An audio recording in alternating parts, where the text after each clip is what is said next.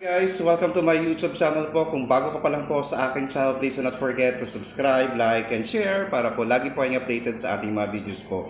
Pag-uusapan po natin guys ay tungkol po sa kalamidad dahil marami po tayong nararanasang calamity ngayon. Ayan po, katulad po ng habagat, mga bagyo po na katulad nila Krising, Dante, Emong po. Meron po tayong SSS Calamity Loan para po sa ating mga SSS members po. Siguraduhin lang po ng member na ito na mayroon po siyang 36 monthly contributions po. Ayan po. At wala po siyang overdue loan. Ayan.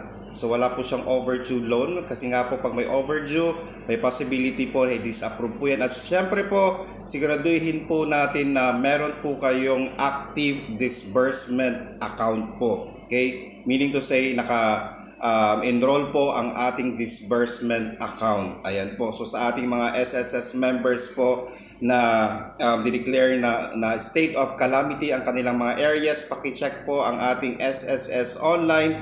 Pwede po kayo mag-file ng SSS calamity po. Ayan po para po makatulong kahit konti sa ating pangangailangan ngayong panahon ng kalamidad po. So please do not forget to subscribe, like, and share para po lagi po yung updated sa ating mga videos. Maraming salamat po and stay safe. Bye-bye!